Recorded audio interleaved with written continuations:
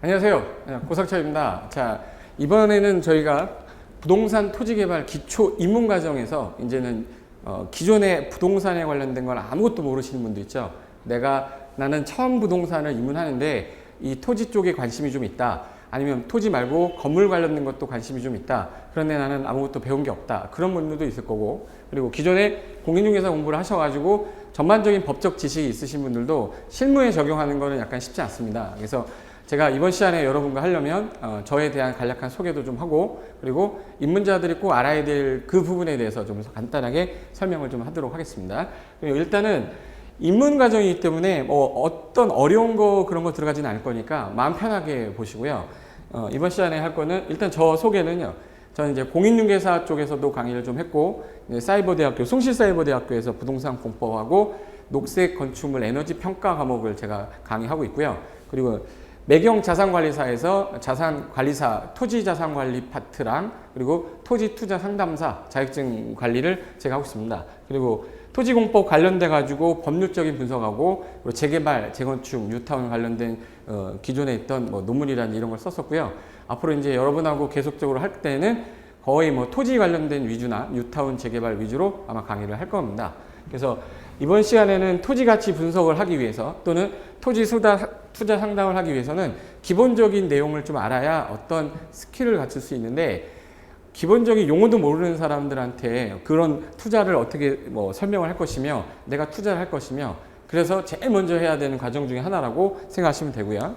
그리고 제일 어려워하는 게, 부동산은 토지하고 건축물이지만 토지는 약간 어렵습니다. 일반적으로 토지는 눈에 보이는 게 아니기 때문에, 눈에 보이지 않다 보니까 저 토지가 얼마냐라는 것도 정확하게 나와 있는 것도 없고, 그러다 보니까 내가 비싸게 사는 거야, 싸게 사는 거야, 이것도 판단을 못 하기 때문에 제일 먼저 내가 뭐를 처음부터 시작해야 되는 것이냐, 그런 것부터 진행을 해야 됩니다.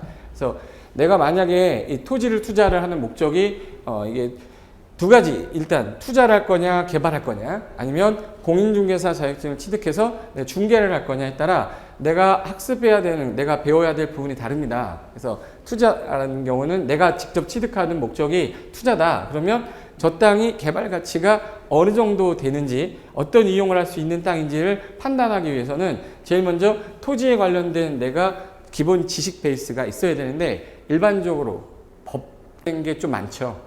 그냥 기술적인 어떤 그 토지를 리모델링하고 이런 것보다는 이 토지에 지금 현재 취해져 있는 위치나 또는 어떤 계획에 의해서 개발 방향에 잡혀 있는지, 그런 것들을 일단 제일 먼저 하셔야 되고요.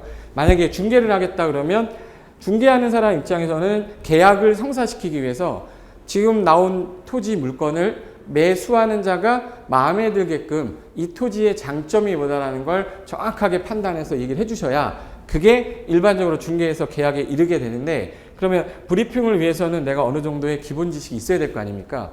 공인중개사 자격증을 땄다고 다 어떤 능력이 있는 건 아니고, 그리고 공인중개사 자격증이 없이 일반 투자자들이 오히려 더 많이 하는 경우도 많습니다. 그래서 제가 이번 시간에 할 거는, 토지 개발은 일단 매우 복잡합니다. 복잡하기 때문에 기초적인 법률 분석부터 해서, 그리고 앞으로 어떤 거를 해야 될 건지에 대해서 간략하게 사례를 통해서 어떻게 가치 분석하는 건지 한번 보도록 하겠습니다.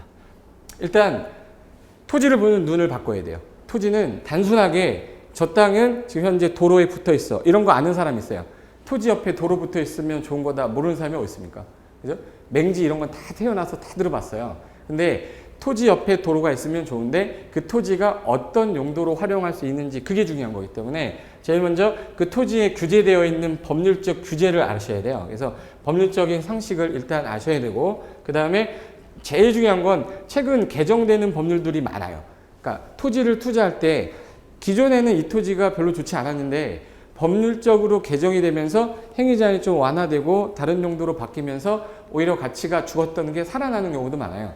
근데 그거는 내가 상시적으로 뉴스를 보고 법이 바뀌는 걸 찾아볼 수 없기 때문에 좀 어려운 부분이지만, 시간이 날 때마다 뉴스를 통해서 뭐가 좀 새로 개정이 된다더라. 그럼 내가 최소한 어떻게 법률을 찾아서 요게 요렇게 개정이 되는구나 판단을 한 다음에 가치가 있는지 없는지 판단하겠죠. 그래서 최근 개정사항 파악하는 게 가장 중요해서 제가 잠깐 볼 겁니다. 최근에 2014년 9월 3일자로 규제개혁위원회에서 약간 규제를 바꾸는 것들이 있어요. 부동산 규제를 대폭 완화시킵니다. 박근혜 정부에서. 그래서 그 관련된 내용이 뭐랑 관련이 있는 건지 내가 왜 부동산 투자할 때 저걸 알고 있어야 되는지를 간략하게 설명드리겠습니다. 그리고 토지가치 분석을 하는 거는 일단 현재 이용 사항만 보면 안 되고 그 안에 앞으로 어떻게 이용할 수 있는지 미래 가치를 같이 봐야 되기 때문에 계획 관련된 파트가 되게 중요합니다.